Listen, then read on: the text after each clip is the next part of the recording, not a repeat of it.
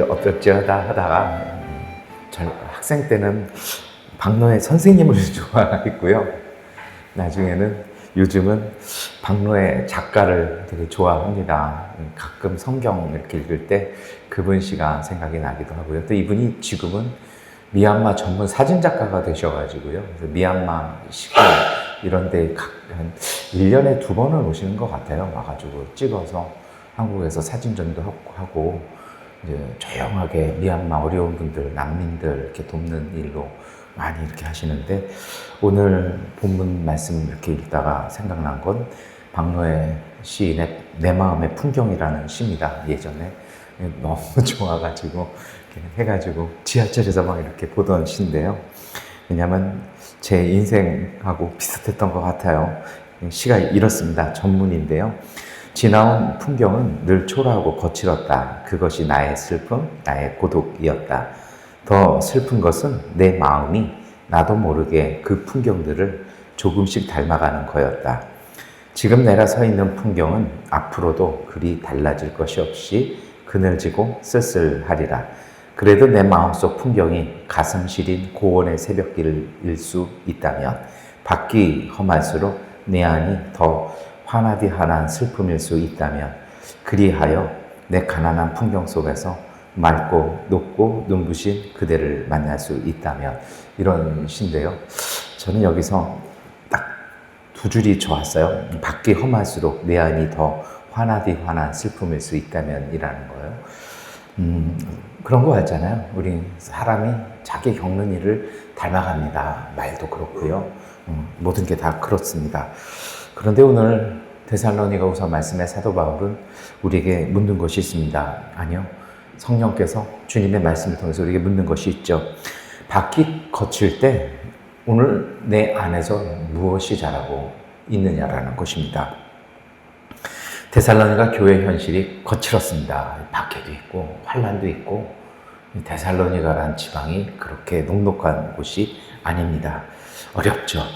그런데 사도 바울이 그런 데살로니가 교회에게 2번째 편지를 보내면서 그들의 부족한 걸 먼저 말하지 않습니다. 이미 그들 안에 자라고 있는 것을 봅니다. 원래 그래요. 믿음이 있는 분들은요, 없는 걸 보는 게 아니라 내게 있는 걸 봅니다. 그래서 은과 금은 내게 없지만 내 안에 내게 있는 나사렛 예수의 이름이라는 그 고백을 하게 되는 것입니다. 그게 믿음입니다. 그래서 이 사도 바울이 데살로니가 교회 성도들에게 이렇게 말합니다. 너희 믿음이 더욱 자라고 서로 사랑이 풍성하다. 어렵지만 그것이 자라고 있다는 것입니다. 그런데 사실 이것이 오늘 성경 말씀의 역설이기도 합니다. 밖은 거친데 안에서는 믿음이 자라고 사랑이 넓어졌다는 것입니다. 가끔 그런 분들이 있어요. 살아온 세월의 흔적이 얼굴에 많이 남는 분들이 있어요. 근데 그분들은 흔적이 아니라 상처죠. 그래서 천연두를 앓은 것처럼 깊게 패인 상처들이 얼굴에 이렇게 꽉 차 있는 것을 보기도 합니다. 말에 꽉 차 있죠. 그래서 말을 할수록 날카롭고 후벼 파는 이야기들을 하기 시작합니다. 어느덧 좋게 얘기하고 부드럽게 얘기하는 걸 잊어버린 분들도 가끔은 있습니다. 그러나 예수 믿는 사람은 그게 아니죠. 거칠수록 따스하고 부드러워야 합니다. 그것이 고난을 많이 겪은 사람이 어떤 경륜을 깨달아서 그렇게 되는 건 아닙니다.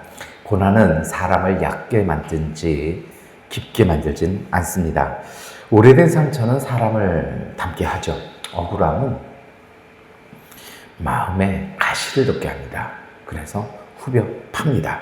거친 바람 오래 맞다 보면요, 말과 마음과 표정과 모든 것에 그 거친 바람의 결이 묻어납니다. 그래서 고난 가운데 중요한 질문은요, 우리는 그러한 일을 겪으면 그러잖아요. 언제 끝날까?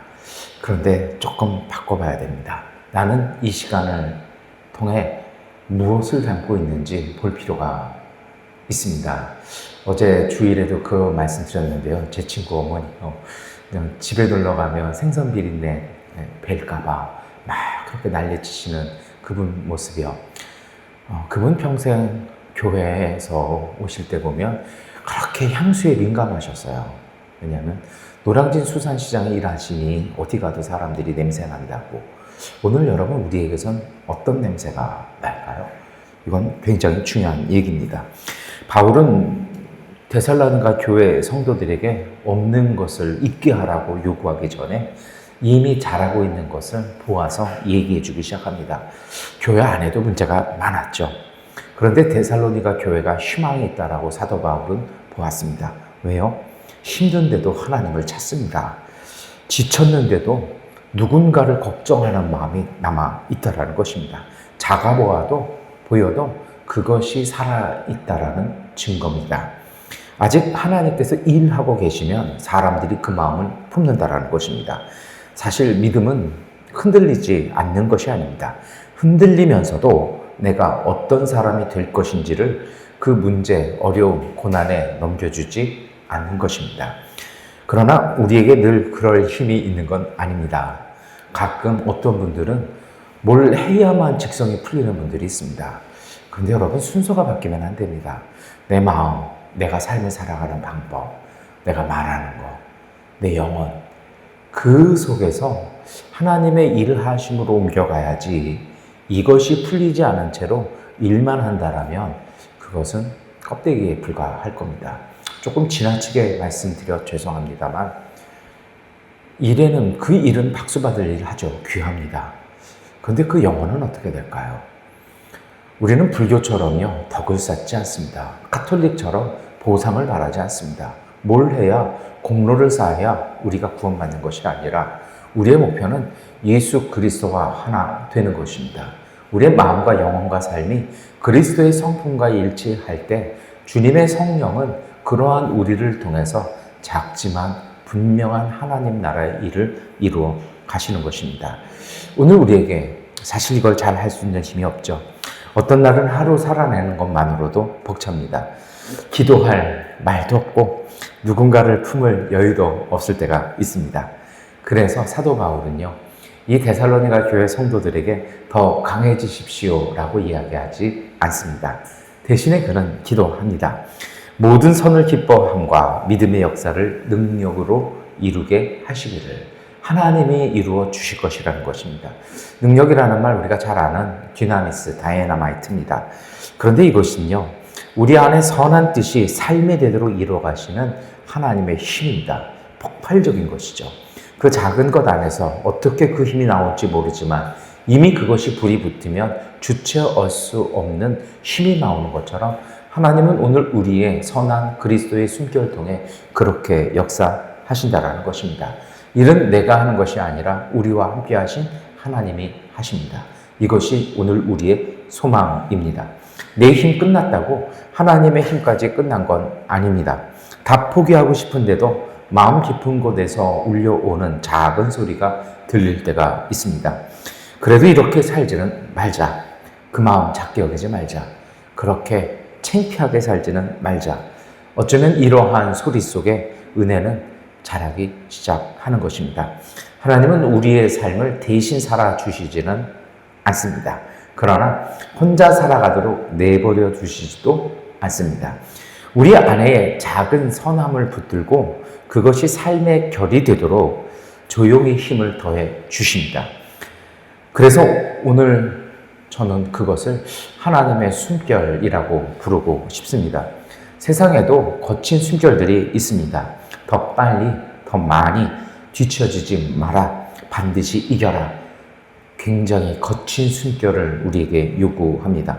그래서 이 숨결 오래 따라가다 보면 영혼까지 숨이 차오릅니다. 그러나 하나님은 우리 안에 다른 숨결을 불어넣어 주십니다. 받아들이고 맡기고 사랑하고 오늘을 살아갈 수 있게 하는 숨결 주십니다. 믿음 책임 버리는 건 아닙니다. 내 몫은 감당하되 하나님의 몫까지 움켜쥐지 않는 것입니다. 하나님이 하실 일은 하나님께 맡겨 두는 것입니다. 하나님께 맡긴 것 때문에 전전긍긍하지 않는 것입니다. 기도는 그 숨결을 되찾는 시간입니다. 호흡을 돌리는 시간입니다. 밖에 바람 아무리 거칠어도 우리 안에 다른 숨결이 흐를 수 있다는 걸 믿으시기 축원합니다. 하나님의 숨결 오래 품으면 사람의 결도 달라집니다. 바울은 오늘 본문에서 그것을 두 마디로 말합니다. 믿음이 자라고 사랑은 풍성해졌다. 여러분, 오늘 어느 순간 우리를 돌아보았을 때 그 마음, 그 깨달음 있으시기를 축원합니다. 사실 그래요. 고난이 우리를 따뜻하게 만드는 건 아닙니다. 제 후배가 설교하는 영상을 어떻게 알고리즘 돌다 어제 이렇게 봤어요. 참 선한 친구입니다. 안타까움이 있어요. 어려움은 꼭 피해갑니다. 설교를 참 예쁘게 잘합니다. 그런데 뭔가 아쉬움이 있죠. 그건 뭐냐면 고난을 겪어보지 않은 사람의 뻔한 소리가 될 수 있다는 것입니다. 고난이 그렇게 나쁜 것만 아닙니다. 고난은 오늘 우리를 성숙하게 합니다. 강하게 합니다. 단련시키기도 하죠. 뭔가 단단해 보이고 뭔가 큰 걸음 갈 수 있는 깨달음 주기도 합니다. 그렇다고 해서 고난을 미워하려는 것이 아닙니다. 고난 자체가 우리를 따뜻하게 만드는 건 아니죠. 우리를 변화시키는 건요, 고난 속에서도 우리를 놓지 않으시는 하나님의 은혜가 오늘 우리를 다르게 만드는 것입니다. 고난은 삶의 흔적을 남깁니다. 마치 천연두 앓고 나면 예전에 군보가 됐잖아요. 그런 것처럼 꼭 상체기를 남깁니다. 그 흔적이 오늘 우리의 얼굴이 될 필요는 없습니다. 굳이 그걸 지니고 다닐 필요는 없죠. 그래서 은혜는요, 상처를 지워버리기보다는 그 상처가 내 안의 삶과 언어를, 말을 결정하지 못하게 하는 것입니다. 상처받았다고 상처 주는 말 하지 않고 배신당했다고 의심으로만 사람을 바라보지 않는다라는 것입니다. 하나님은 오늘 우리에게 다른 언어를 가르쳐 주십니다. 결이 다른 언어들이죠. 감사, 기다림, 용서, 사랑, 소망. 모든 말들이 이 범주하에서 변화되기 시작합니다. 그렇게 될 때 우리의 마음과 영혼이요, 중심은 단단해지고 움켜진 손은 가벼워지기 시작합니다. 그리고 사람과 세상을 향한 마음은 넓고 깊어지기 시작합니다. 그리고 그 기쁨 속에, 그 담담함 속에 빼앗길 수 없는 하나님의 은총이 가득 채워지는 것입니다. 단단하지만 딱딱하지 않고, 가벼우지만 얕지 않고, 상처가 있지 않지만 따뜻하고 성숙한 사람, 이것이 바로 성령이 오늘 우리 안에서 만들어 가시는 그리스도의 형상입니다. 여러분, 그런 사람 곁에서는요, 다른 사람도 숨을 돌릴 수가 있습니다. 하나님의 숨결 품은 사람은 누군가에게 숨 쉴 자리가 됩니다. 왠지 그 사람 옆에 가면 마음 편안해집니다. 쉴 수 있습니다. 편안하게 속 이야기를 하고 기도해달라고 얘기할 수 있을 것 같습니다. 그것이 바로 그리스도의 사도고 그리스도의 형제고 그리스도의 자매일 것입니다. 교회는 그런 곳이어야 합니다. 거친 세상 살아오신 분들이 서로에게 숨 쉴 수 있는 자리 되어 주는 것이요. 하나님의 은혜는 나 하나 견디는 데 멈추지 않습니다. 나를 다른 숨결로 살아가는 사람들로 만들어서 내 곁에 사람까지 살게 하십니다. 오늘 우리가 전 세계에 있는 얼음을 다 녹일 수는 없습니다. 그러나 내가 따뜻해서 내가 사는 곳 온도는 조금 올릴 수 있습니다. 그 체온 하나 나눠줄 수 있는 사람, 그것이 바로 하나님 나라의 시작일 것입니다. 오늘 본문에서 바울의 기도는 한 곳을 향해 갑니다. 우리 주 예수의 이름이 너희 가운데 영광 받으시고, 그리스도의 영광은 내 모든 문제가 해결되는 것에 있지는 않습니다. 오히려 이런 것입니다. 이런 일 겪으면서도 어떻게 저 사람 저리 따뜻할 수 있을까? 아직 저렇게 희망을 이야기할 수 있을까? 거친 세상 오래 살았는데 어떻게 저 사람은 다른 숨결이 느껴질까? 그것이 이방의 왕들이 바라본 요셉이었고 다니엘이었습니다. 그리고 오늘 우리여야 합니다. 그 삶을 통해 누군가가 그리스도를 보게 되는 것, 바울은 그것을 영광이라고 말하는 것입니다. 그래서 우리의 질문이 달라져야 합니다. 처음에는 그렇게 물었습니다. 이 고난 언제 끝납니까? 그러다 다시 묻게 됩니다.